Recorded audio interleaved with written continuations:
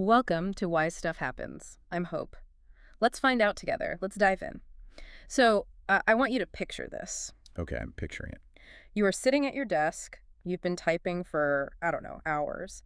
And your shoulders are just creeping all the way up toward your ears. Oh, I know that feeling well. Right. Your hands feel incredibly stiff.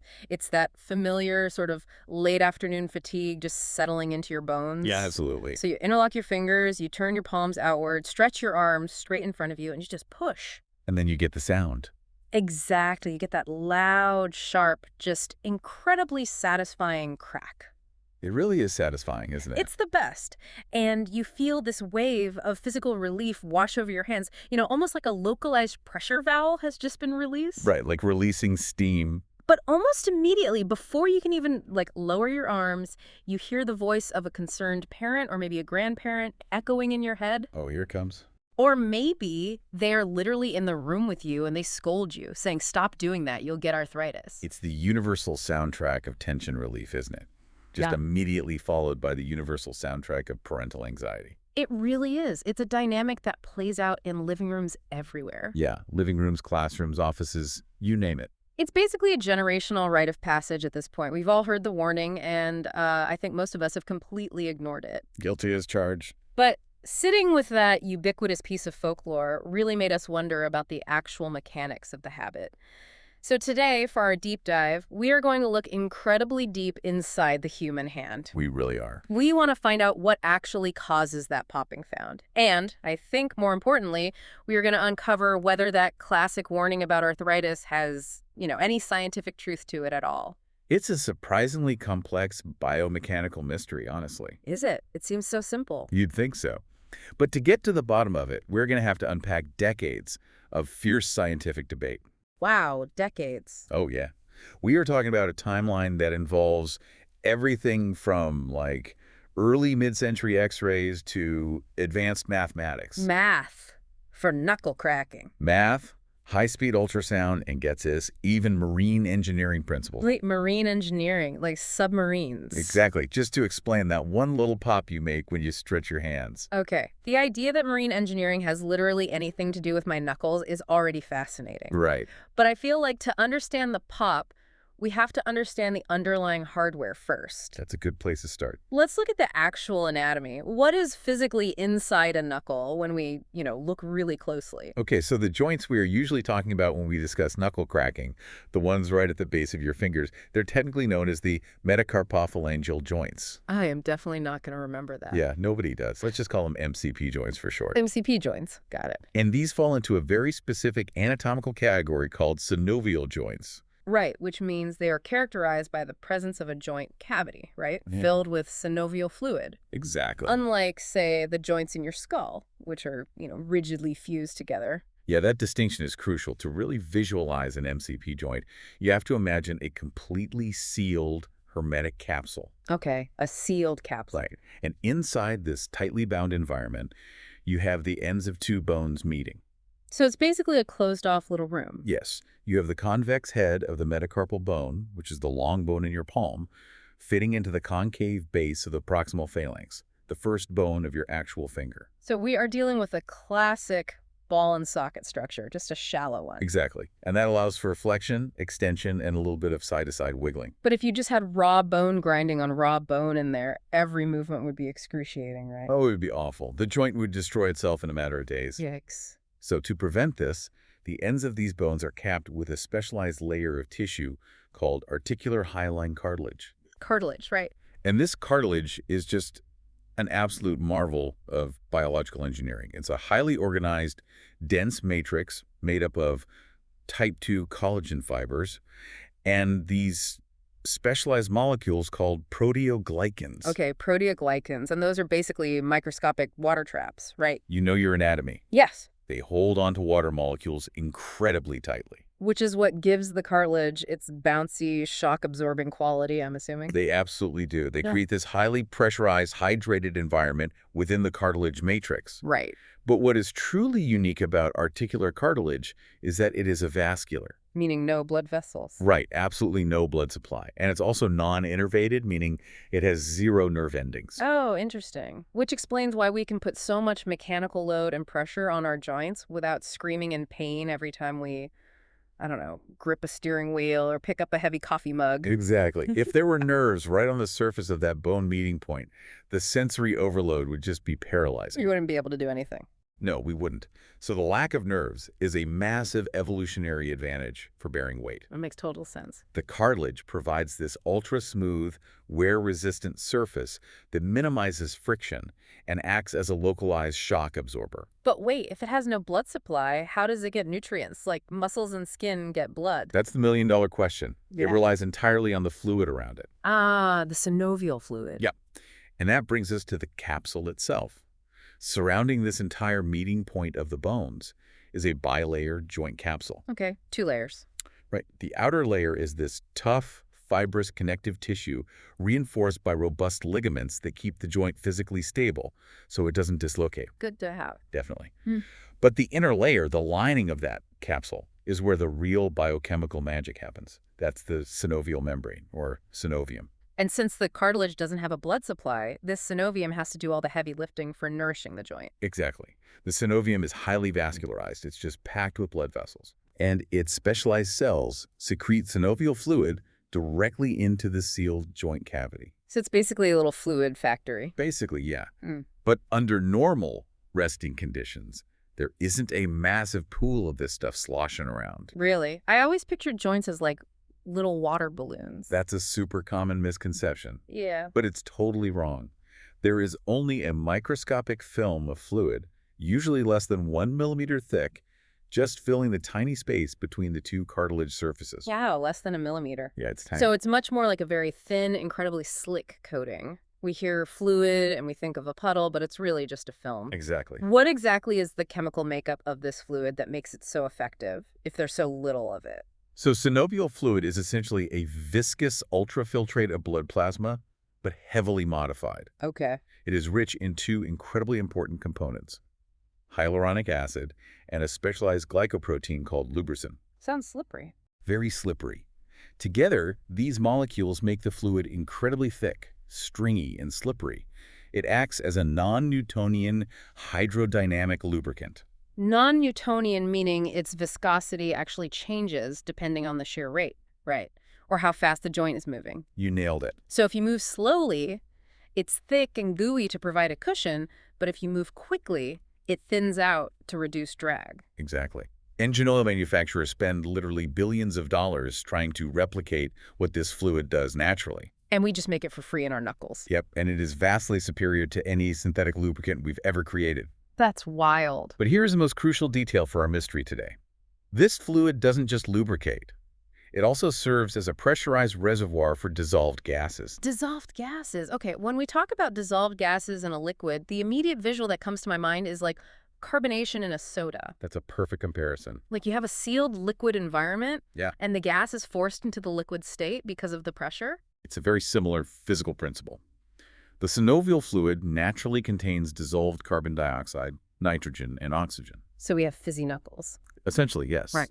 These gases diffuse into the joint from the surrounding blood vessels in the synovium. Okay. And because the joint capsule is a sealed, pressurized environment, these gases remain completely suspended within the liquid under ambient hydrostatic pressure. So you can't see them? No, not at all. There are no bubbles floating around in a resting joint. The gas is fundamentally part of the liquid phase. Okay, let me try to build a mental model of this entire system. Go for it. We have a tightly sealed fibrous capsule. Inside, we have 2 bone ends capped with this ultra-smooth, waterlogged cartilage. Right. And between those cartilage caps is a microscopic sub-millimeter layer of this incredibly thick, slippery, gas-rich fluid. Perfectly summarized. Knowing how viscous that fluid is, it sounds like taking 2 wet panes of glass and sticking them together with a thin layer of heavy oil. Oh, that's a great analogy. Like, if you slide the glass panes side to side, they glide against each other effortlessly. But if you try to grip the glass and pull the panes straight apart, opposing each other, there is this immense, almost unbreakable resistance. Yes. They just won't budge without an extreme amount of force. That is the perfect biomechanical analogy. What you are describing with the panes of glass is a phenomenon called viscous attraction or viscous adhesion. Viscous adhesion. Okay. Because the synovial fluid is so incredibly thin and highly viscous, and because the capsule is a perfectly sealed environment, it creates a powerful hydrodynamic suction effect. Suction. The fluid fiercely resists being pulled apart, which in turn keeps the two articular cartilage surfaces in intimate, congruent contact. So the fluid is actually pulling the bones together. Yeah, this suction is actually a primary stabilizing force for your joints. So the knuckle is essentially a hermetically sealed, fluid-filled shock absorber packed with dissolved gases, held together tightly by an intense viscous suction. That is the exact baseline state of a human knuckle, before you even think about cracking it. Which opens up the core mystery. If we just have fluid, dissolved gas, and perfectly smooth cartilage in there, none of which are solid snapping objects, what exactly is generating such a loud, sharp crack when we stretch the joint? This is where we step into a scientific debate that has literally raged in the medical and biomechanical communities for over 70 years. 70 years of arguing about knuckle cracking. I love scientists. They get very passionate. To understand where the sound originates, we have to walk step by step, almost in slow motion, through the physical act of pulling the finger. Let's do it. Let's freeze time and look at the physics. I interlock my fingers, I grab a knuckle, and I start to pull. What happens in those first few milliseconds? During the initial pull, which biomechanists call the resting and loading phase, visually very little happens. Okay. As you apply force, say up to about 5 or 6 kilograms of tension, the joint stubbornly resists. Right, the suction. The fibrous outer capsule stretches slightly, but the actual separation between the two cartilage surfaces is constrained to maybe 1 or 2 millimeters. Wow, that's tiny. Yeah, that viscous adhesive seal of the synovial fluid, the wet panes of glass, is holding strong. So the suction is basically fighting back against the mechanical force of my hand pulling. Exactly. But as you continue to pull, the tension on that fluid film builds exponentially. Okay. Eventually, you hit a critical threshold, which researchers have measured to be usually around 7 or 8 kilograms of distraction force. And then what happens then? At this exact infinitesimal moment, the viscous seal finally breaks. The joint surfaces suddenly and violently spring apart. Wait, when you say violently spring apart, what kind of distance are we talking about? How far do those bone ends actually travel inside that tiny capsule? Imaging studies, particularly real-time fluoroscopy and MRI, show that during this rapid separation, which is often referred to clinically as gapping, the joint space can instantaneously expand up to 3 times its resting width. Tripling in volume in a fraction of a second. Yep. That is a massive anatomical expansion for a tiny, sealed capsule that is normally separated by less than a millimeter. And that incredibly rapid expansion of volume is the catalyst for the entire phenomenon. How so?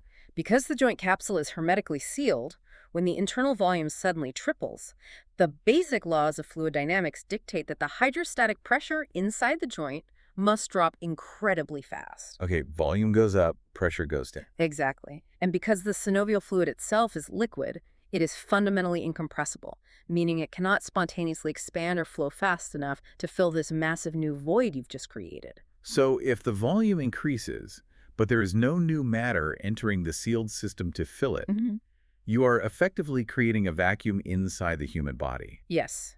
You induce a state of localized negative pressure. That sounds intense. It is. The pressure inside the joint drops so fast and so low that it falls far below the vapor pressure of the dissolved gases suspended in the synovial fluid. Oh, I see where this is going. When ambient pressure drops below vapor pressure, those dissolved gases, primarily the carbon dioxide, can no longer remain in a liquid state. They bubble out. They violently rush out of the solution and vaporize, instantaneously forming a gas cavity to fill the void. This physical process is called gaseous cavitation or tribonucleation. Tribonucleation. That is a fantastic word. The great word. The rapid fracturing of a fluid to create a gas bubble under negative pressure. So the fluid literally tears itself apart to fill the empty space, and a bubble forms. Exactly. But wait, does the physical creation of this bubble cause the cracking sound? Or does something else happen to the bubble to make the noise? Ah, now you have put your finger directly on the core of the great debate. Oh, boy. For over 70 years, brilliant scientists, doctors, and engineers have fought bitterly over whether the loud acoustic crack comes from the initial creation of this gas cavity or from its subsequent collapse. Really? It's that controversial. Highly controversial. To appreciate how deeply this has puzzled people, we have to go back to post-war England, to 1947. Okay, setting the scientific time machine. What were researchers doing with knuckles in 1947? In 1947, two researchers named J.B. Roston and R. Wheeler Haynes conducted what is now considered the landmark inaugural study on the subject. Nice. They wanted to see inside the joint during the crack, but they only had access to early radiography. Right, x-rays. So they devised a methodology that seems almost comical today. They actually wrapped a human subject's middle finger tightly in adhesive plaster. Wait, like medical plaster? Yes, stiff plaster. And then they tied a stout piece of string around the plaster. No way. Attached the string to a tensiometer so they could measure the exact pulling force, and literally just pulled on the string. That sounds slightly medieval. You have to admire the sheer brute force dedication to the scientific method, though. They built a medieval torture rack for a finger just to see what happened. They really did. And they took static x-rays before the pull, during the intense tension phase, and immediately after the crack occurred. And what did they find? They meticulously noted that at about 7 kilograms of pulling force, the joint suddenly snapped apart. The audible noise was heard across the room, and a distinct, dark, clear space instantly appeared on the x-ray inside the joint cavity. Because x-rays pass right through gas, unlike bone or fluid, so that dark, clear space was the visual proof of the gas bubble. Exactly. Roston and Haynes looked at the data and concluded that the rapid expansion of the joint and the sudden formation of this gas cavity, the fluid fracturing apart, was the direct primary source of the cracking sound. So the creation of the bubble made the noise. That was their conclusion, yes. Well, that seems incredibly logical. 1947, the first major study, the mystery is solved. Why didn't the scientific community just accept that and move on? Because as biomechanics advanced, the physics didn't seem to add up to everyone. Of course not. Fast forward to 1971. A research team led by A. Unsworth and his colleagues decided to challenge the 1947 conclusion entirely. Okay, 1971, what did they do? But they didn't just look at anatomy. They looked at bioengineering principles, specifically the physics of cavitation that occurs around the propellers of massive marine ships and submarines. Okay, comparing a knuckle to a submarine propeller is a wild leap. How on earth did they connect marine engineering to human joints? It all comes down to fluid dynamics. When a massive ship propeller spins incredibly rapidly underwater, the trailing edge of the blade creates areas of extreme negative pressure in the water. Oh, just like gapping the joint. Exactly. Yeah. This negative pressure causes the liquid water to literally boil at ambient temperatures, vaporizing into thousands of tiny cavitation bubbles. Right. But as the propeller turns and these bubbles are pushed out of the negative pressure zone and back into the higher ambient pressure of the deep ocean, the bubbles can't sustain themselves. So they pop. More violently than that, they violently collapse or implode. Implode. And this implosion releases a massive microscopic shock wave. A shock wave so incredibly powerful that over time, it literally pits, erodes, and destroys the solid steel of the propeller blades. From just bubbles collapsing. Yes, Unsworth looked at this and argued that knuckle cracking was driven by the exact same implosion mechanism. So Unsworth thought that creating a bubble shouldn't make a loud, sharp crack, but a bubble violently imploding upon itself absolutely would. Precisely. He proposed the bubble collapse model. His theory stated that as the joint capsule reaches its maximum stretch and the bubble forms, the surrounding fibrous capsule immediately snaps back slightly. Like a rubber band. Right. This causes the synovial fluid, which is under higher ambient pressure, to rush back into the low-pressure gas region. Okay. The surrounding fluid crushes the newly formed bubble, causing it to violently implode, and that implosion releases the acoustic burst of energy we hear as the crack. So we have two entirely opposing yet incredibly logical theories. The 1947 medical team says the sound is the bubble forming based on x-rays. Correct. And the 1971 engineering team says the sound is the bubble collapsing based on the acoustic physics of submarine cavitation. Yep. How do you resolve a debate where both sides have such compelling data? Well, for a long time you didn't. The debate basically sat there unresolved for decades. No way. Textbooks would literally teach both theories, or just pick one, depending on the author's preference. It wasn't until modern high-speed imaging arrived that scientists could actually look inside the joint in real time. Finally, we get to the good cameras. Right. So in 2015, a researcher named Gregory Kochuk and his team at the University of Alberta decided to settle the debate once and for all using real-time SYN magnetic resonance imaging. SYN MRI, like a video MRI. Essentially, yes. Hey. An MRI machine programmed to take rapid sequential video frames instead of a single static picture. Oh, that's clever.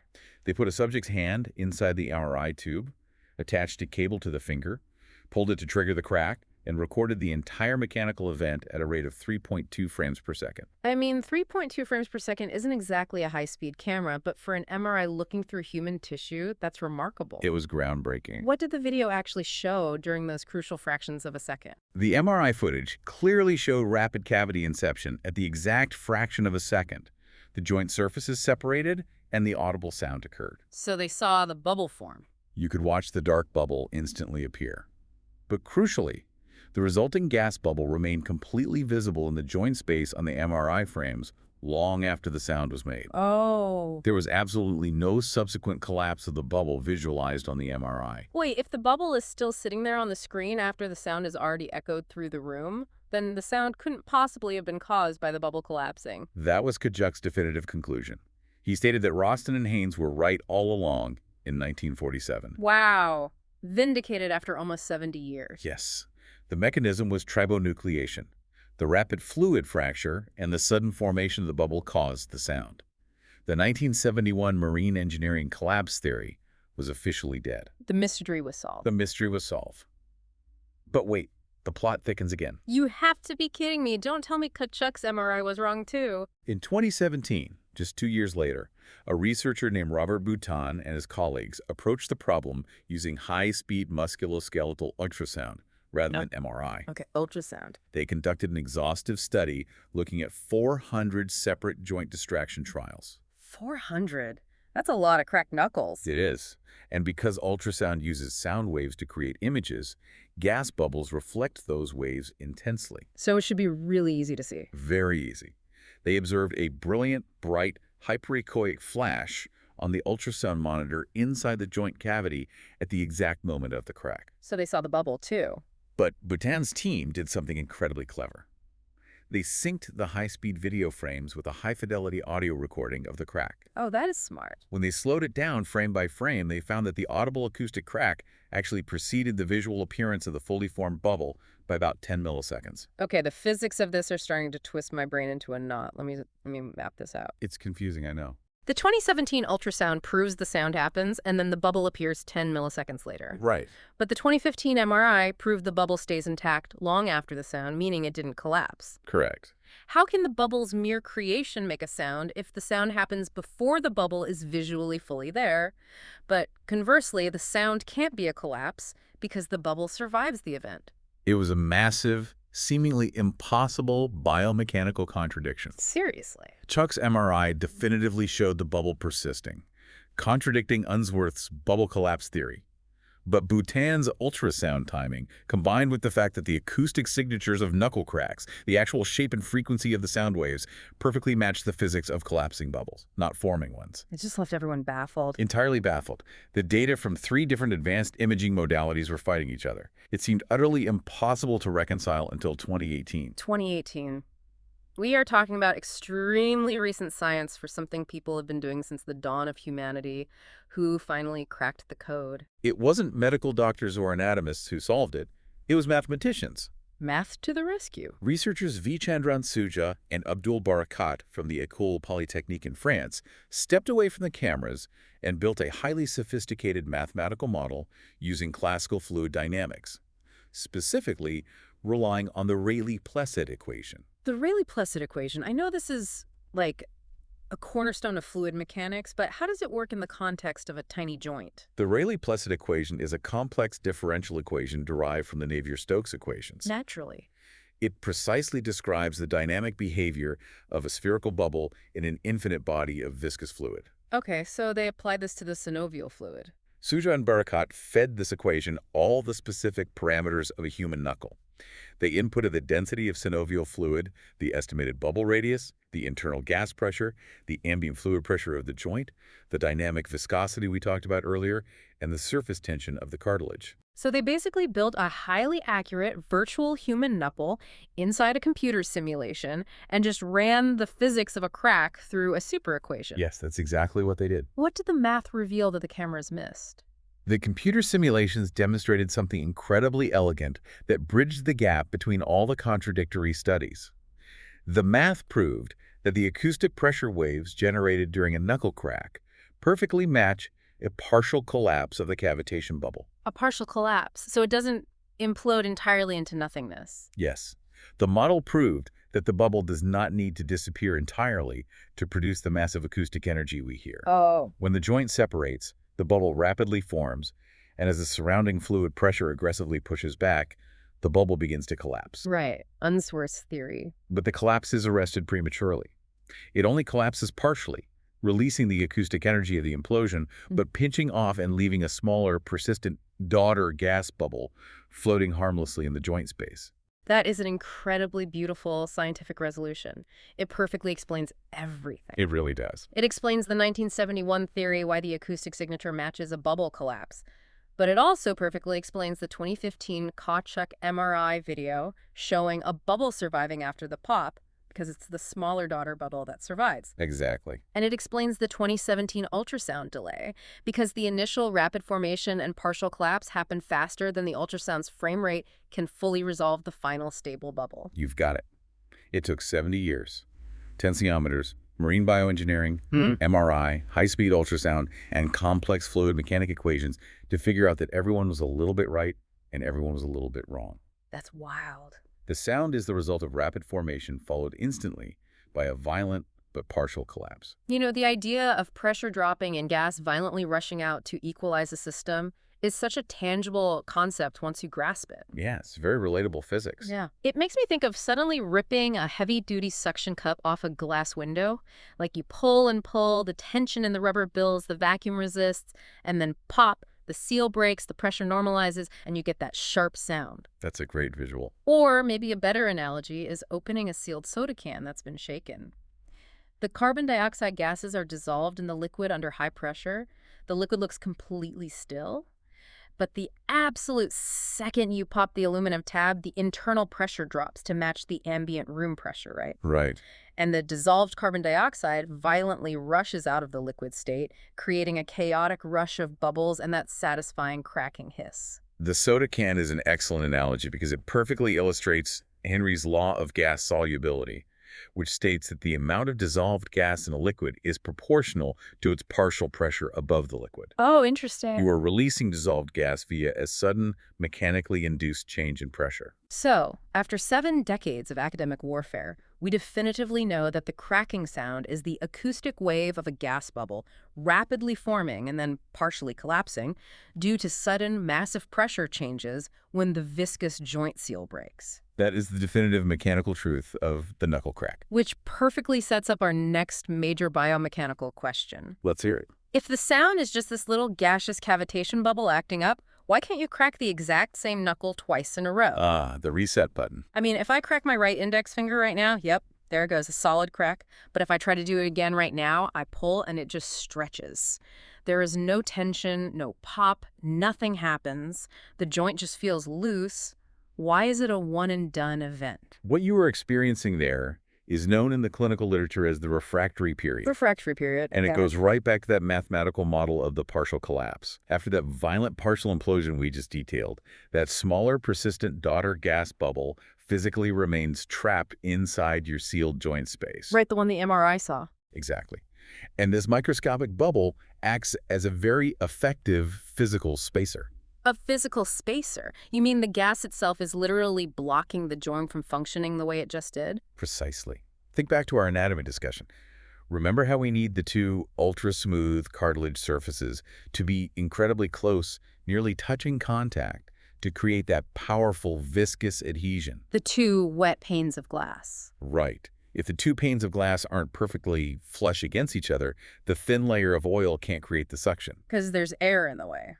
or gas in this case. Exactly. Because that newly liberated daughter gas bubble is now floating freely in the synovial fluid between the bones, it physically prevents the two joint surfaces from returning to that highly congruent, intimate resting contact. The bubble is in the way. Without that incredibly tight sub-millimeter proximity, you cannot reestablish the viscous adhesive seal. And if you can't get that powerful adhesive seal to grab onto the cartilage, pulling on the finger won't generate the localized tension required to suddenly drop the pressure. Bingo.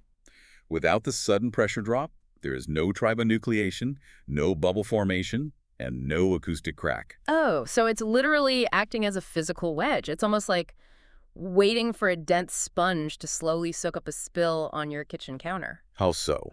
Well, if the sponge is completely saturated with water, you can't squeeze any more water out of it no matter how hard you press. You have to wait for it to dry out, or in this case, wait for the fluid to completely reset its internal state before you can squeeze it and get a reaction again. That analogy works perfectly for the concept of resetting a physical state. In the joints case, you're waiting for those escaped carbon dioxide, nitrogen, and oxygen gases to slowly dissolve back into the synovial fluid. Just melting back in. Because the joint capsule is sealed, the resting ambient pressure of the joint slowly forces the gas back into solution over time, again governed by Henry's law. It's repressurizing the soda can. How long does that physiological process take? The clinical refractory window generally takes about 15 to 30 minutes, depending on the specific joint and the individual's physiology. Okay. 15 to 30 minutes. Okay. In fact, going all the way back to that fascinating 1947 study by Roston and Haynes with their string intensiometer. The medieval torture device study, yes. Right. They tracked this reset period meticulously. They found the absolute minimum time recorded between two successful cracks in the exact same joint was 17 minutes. Wow, 17 minutes, exactly. And it almost never required more than a 22-minute rest for the joint to be perfectly primed to crack again. So nature essentially puts a 20-minute physical lockout timer on your knuckles. You pull, you crack, the bubble forms, it blocks the seal, and you have to wait 20 minutes for the gas to melt back into the fluid before the joint resets, and you can get that suction seal back. Correct. And understanding this viscous seal mechanism also beautifully explains why some joints in your body crack easily and loudly, and others almost never do. Oh, like my knees versus my shoulders. Exactly. Yeah. Smaller, tighter joints with high congruency, like the MCP joints in your fingers or the facet joints in your spine, highly restrict fluid movement. So they seal better. Yes. When you pull them, they build up massive, localized negative pressures very rapidly, triggering cavitation easily. But larger, looser joints, like your hip or your shoulder, distribute pulling forces across a massive, heavily fluid-filled, non-congruent space. So the fluid just kind of sloshes around instead of tearing apart. Exactly. The fluid can easily flow to fill any gapping, making the sudden pressure drops required for gaseous cavitation much less common during normal, everyday pulling. That makes perfect sense. The geometry of the joint dictates the fluid dynamics. It also makes me think about muscle tension. If your ligaments are too tight naturally, or if you are consciously tensing your muscles, you can't get the joint to gap properly to drop the pressure. That is a very astute observation, and it's actually backed by the literature. Roston and Haynes documented that the most common cause of a subject failing to crack a joint in their lab was the subject's inability to relax the skeletal muscles crossing the joint. Yeah, if the muscles are guarding, even subconsciously, they actively hold the bone surfaces together with a force greater than the pull, completely preventing the necessary gapping and pressure drop. You have to be relaxed to cavitate. Knowing that the joint essentially puts a 20-minute lockout on itself while that bubble dissolves makes the pure mechanics of the crack clear, but it brings up an incredibly common fear. The arthritis question. Yes. If we are constantly forcing these joints into states of localized negative pressure, stretching the capsules and creating tiny violent gas implosions right next to our cartilage, aren't we tearing up our hands over time? Let's tackle the biggest, most anxiety-inducing question of all. Is this harmless tension relief, or does knuckle cracking cause arthritis? This specific question is perhaps one of the most pervasive, deeply entrenched medical myths in modern society. It really is. Everyone says it. To address it, we really need to put on our critical thinking hats and distinguish between anecdotal evidence, like your well-meaning grandmother's warnings, flawed observational studies, and what the rigorous, controlled scientific literature actually proves regarding joint damage and osteoarthritis. Let's start with the most famous and, frankly, most entertaining piece of evidence. I want to talk about Dr. Donald Unger. The sheer psychological commitment of his study is legendary. Oh, Dr. Unger is an absolute legend in this very specific, quirky niche of biomechanical science. His story starts exactly where our deep dive started today. With an annoyed family member. Exactly. When he was a child, his mother, several of his aunts, and eventually even his mother-in-law, all sternly warned him that his habitual knuckle cracking would inevitably lead to severe, crippling arthritis in his hands. The classic warning.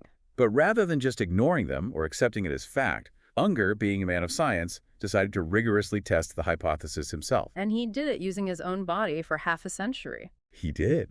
For 50 consecutive years, Dr. Unger deliberately cracked the knuckles of his left hand at least twice a day, every single day without fail. That is wild. And crucially, he used his right hand as a scientific control, meaning he made a conscious, decades-long effort to rarely, if ever, crack the knuckles on his right hand. I am genuinely laughing just picturing the daily routine of this. 50 years.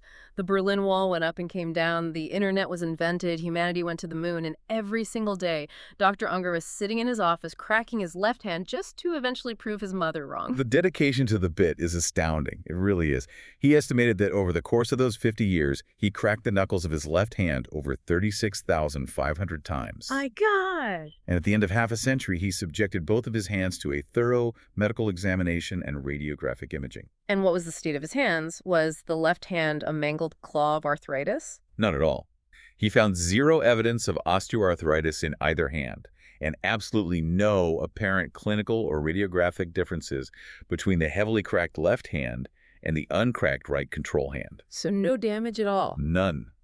His conclusion was that there was no correlation whatsoever between his knuckle cracking and joint degeneration. And the scientific community actually recognized this monumental act of spite, didn't they? They did in the best way possible.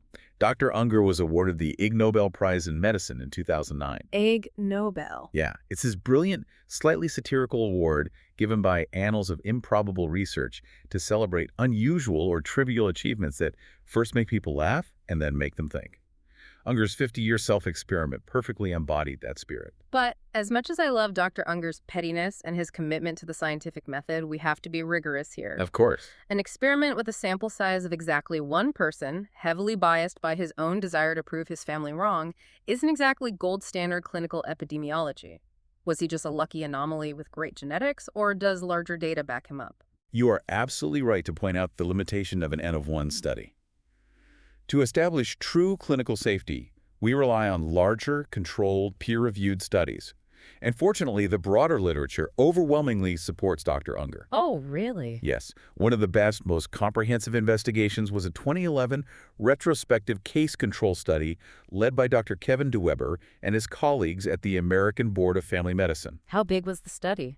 They looked at a robust cohort of 215 patients, aged 50 to 89, which is the exact demographic where osteoarthritis would be most prevalent and visible. How did they objectively measure the arthritis? Did they just ask them if their hands hurt?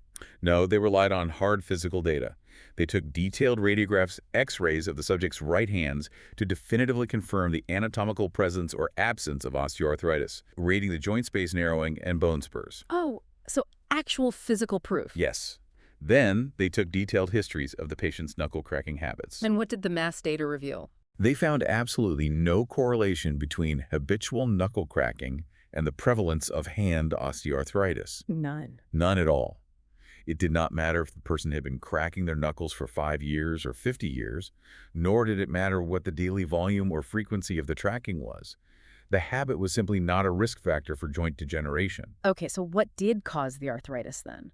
What did strongly correlate with the presence of arthritis in their study were the well-established, biologically proven risk factors: increasing chronological age, female sex, and a documented family history or genetic predisposition to the disease. Okay, so the arthritis link seems to be a total bust. The cartilage isn't being destroyed by the bubble collapse.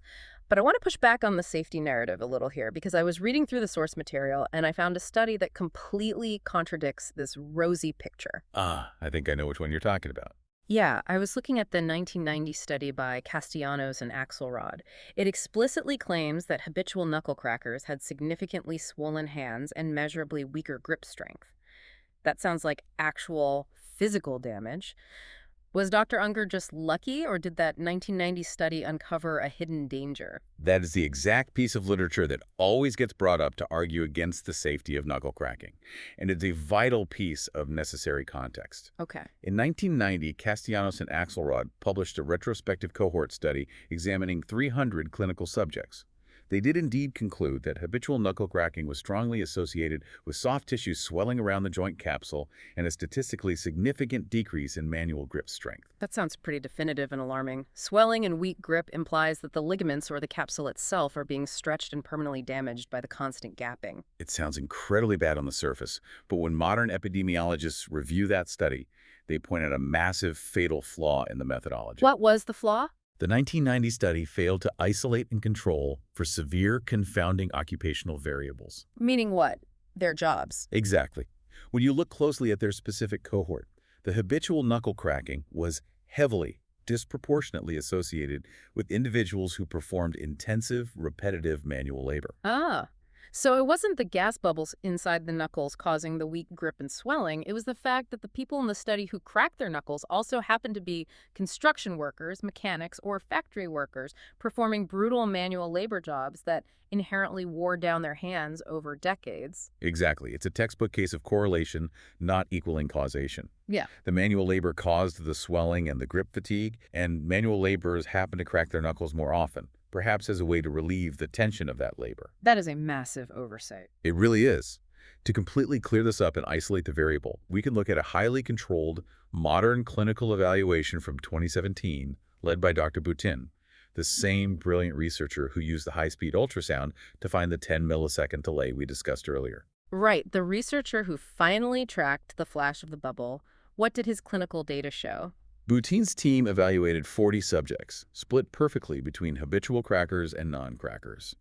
To eliminate bias, they used independent, board-certified orthopedic hand surgeons to physically examine the patients. Okay, so professional evaluations. Crucially, these surgeons were completely blinded. They had no idea which patients were the crackers and which were the control group. Oh, that's smart. The surgeons meticulously measured grip strength using dynamometers, evaluated active and passive range of motion, and assessed joint swelling. And what did they find? They found absolutely no statistical differences in swelling, laxity, or grip strength between the two groups. So the 1990 study was entirely a ghost. It was just capturing the physiological effects of hard work, not the effects of tribonucleation. Yes. The 1990 findings have largely been discarded by modern biomechanists. Furthermore, Boutin's blinded surgeons actually discovered a positive side effect. A positive side effect from cracking knuckles. Yeah. They found that immediately after cracking a knuckle, the subject experienced a statistically significant increase in both active and passive range of motion in that specific joint. Wait, if that's true, then it perfectly explains the psychological aspect of the habit. It explains why it feels so incredibly good and relieving when you do it after a long day of typing. Your joints are literally moving more freely. You've reduced the physical stiffness. Precisely. The sudden gapping of the joint and the disruption of the viscous seal momentarily stretches the fibrous capsule and Golgi tendon organs, which functionally resets the resting tension of the surrounding muscles, providing immediate, tangible mechanical relief. That makes so much sense. There's even some emerging speculative literature suggesting the lifelong habit might be associated with an adaptive, protective thickening of the metacarpal head cartilage in response to the microstress, though much more long-term longitudinal data is needed to confirm that. But the overwhelming consensus across modern medical science and health organizations, including publications from Harvard Health, is that there's absolutely no convincing evidence that habitual painless knuckle cracking damages joint cartilage or causes osteoarthritis. It really frames the entire arthritis myth perfectly. It's exactly like that old pervasive childhood warning that swallowing chewing gum takes 7 years to digest. Yes, perfect comparison. It is a well-meaning preventative tale passed down through generations, most likely originating simply because the sharp cracking noise is incredibly annoying to parents and teachers, but it is fundamentally unsupported by actual human anatomy and cellular biology. The myth was born of annoyance, not pathology. However, I think it is really important that we don't swing the pendulum too far in the other direction. Fair enough. Just because cracking your knuckles is generally safe and heavily supported by the literature as benign, that doesn't mean every sound your body makes is just a harmless gas bubble. It's easy to dismiss a noise once you know about tribonucleation, but when is a joint noise actually a giant red flag? That is an incredibly important medical distinction to make, and we want to be highly educational here, not alarming. Right, no self-diagnosing allowed here. Exactly. No one listening should be self-diagnosing based on a deep dive. But it's crucial for basic health literacy to know the biomechanical difference between a benign gaseous pop and a mechanical pathological sound indicating structural failure. So, mechanically speaking, how do I know the difference between a good, healthy pop and a bad, destructive crunch? The first most reliable key is exactly what we discussed regarding the physical mechanics, the refractory period. The 20-minute wait time. Exactly. True, benign gaseous cavitation requires that 15 to 30-minute refractory period for the gases to dissolve back into the fluid and reset the viscous seal. If you can reproduce a dry, grating, crunching, or crackling noise immediately with every single movement of the joint over and over again without waiting, that is physically impossible for gas to achieve. That sounds awful. That sound is called crepitus. Crepitus. Sounds ominous. It's like a creaky, rusty hinge on a heavy door. What is physically happening to make that sound? Crepitus happens when that magnificent, ultra-smooth, articular hyaline cartilage we praised at the beginning of the episode begins to degrade and wear down. Oh, no. When the cartilage thins out or wears away completely, the protective shock absorption is gone. You literally get rough bone rubbing directly on rough bone. That grinding sound is the hallmark characteristic of advanced osteoarthritis. So the cartilage is essentially the brake pad of the joint, and crepitus is the sound of the metal calipers grinding against the rotor because the pad is gone. Sadly, yes. What about loose things in the joint? I read that sometimes things can break off. Yes, you might also hear repetitive catching sounds if a loose fragment of bone or a piece of degraded cartilage breaks off and rolls freely inside the sealed joint space. That sounds terrible. Clinically, we call these loose bodies, and it's like having a sharp pebble trapped inside your shoe. It grinds against the soft tissues with every step. This can happen from trauma, or in a condition called synovial chondromatosis, where the synovium grows abnormally and produces these loose nodules. That sounds incredibly painful and highly inflammatory. What about outside the joint capsule? What about tendons? I know a lot of runners who complain about a snapping sound in their hip or their ankle when they walk up the stairs. Tendon or ligament snapping is another entirely distinct mechanical sound. It happens when an incredibly tight tendon catches on and then suddenly snaps over a bony prominence. Oh, I've felt that before. It's often called snapping hip syndrome or dancer's hip.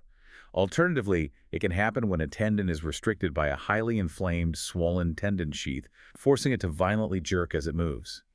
Again, this is a friction-based mechanical sound, completely unrelated to the fluid dynamics of a gas bubble. So if I can synthesize all of this, a healthy gaseous pop is like pulling a suction cup off a window. It's a clean release of pressure that needs time to reset. A bad pathological sound is like grinding two pieces of coarse sandpaper together, and it happens every single time you move. That is an exceptionally accurate way to visualize the difference between fluid dynamics and structural failure. And what are the red flags we should look for? The clinical red flags you should always look out for are pretty straightforward. A joint noise absolutely deserves a doctor's immediate attention if it is accompanied by persistent, sharp pain, localized swelling, if the joint feels hot to the touch, or if you see visible redness on the skin. What about structural failure, like if the joint physically locks up and won't move? Yes, mechanical locking, catching, or a sudden feeling of profound weakness or instability in the joint are major red flags indicating a physical blockage or ligament tear. That makes sense. Furthermore, if you experience deep stiffness in the joint that lasts for over 30 to 60 minutes every morning when you wake up, that is a classic systemic sign of inflammatory arthritis, like rheumatoid arthritis, which is very different from osteoarthritis. Good to know. And finally, and most obviously, if a massive, loud popping sound occurs at the exact moment of an acute physical trauma like violently twisting your knee on the soccer field or catching a heavy weight awkwardly, that is not tribonucleation. What is it then? That is the devastating sound of a ligament, like your ACL, physically rupturing under extreme tensile load. Okay, so the rule of thumb is clear. A painless pop in your fingers with a 20-minute wait time is a harmless quirk of physics. A painful, repetitive, grinding crunch, especially if it's paired with swelling, locking, or a recent injury, is your body's check engine light turning on, and it deserves a professional evaluation. You've got it perfectly. Well, this has been an absolutely staggering journey through the micro-universe of the human hand. We've covered everything from mid-century tensiometers to the fluid dynamics of marine propellers. It's time to bring our conversation full circle by zooming out and summarizing today's deep dive. Sounds good. Let's definitively answer our central question. The loud cracking sound you hear is not your bones physically breaking, and it is absolutely not your joints destructively rubbing together. It is the acoustic shock wave of rapid pressure changes causing microscopic dissolved gas bubbles to suddenly form and then violently, but only partially, collapse inside your joint's ultra-slick lubricating fluid. Beautifully stated. The physics of the human body are just wild. And for you listening at home, whether you are a chronic knuckle-cracker or someone who covers their ears when they hear it, here are the 3 most useful takeaways from today's biomechanical exploration. Number 1. The cracking found is directly, inextricably connected to rapid physical changes, specifically complex fluid dynamics, gapping, and extreme localized pressure drops inside a sealed synovial joint. Perfect. Number 2. Despite decades of warnings and what your grandmother told you, habitual knuckle cracking has not been shown to cause osteoarthritis or weaken your hands based on the rigorous radiographic and clinical evidence we've explored today. And number 3, painful, swollen, or continuously grinding joints are a completely different mechanical phenomenon from ordinary, painless, gaseous cracking. If your joint sounds like sandpaper and hurts to move, it may deserve professional medical evaluation. Before we go, if we connect this incredible mechanism to the bigger picture of human health, there is a truly fascinating speculative question to leave you with. Oh, I like where this is going. We've learned today that this bubble-forming dynamic, tribonucleation, actually releases a massive amount of localized acoustic energy.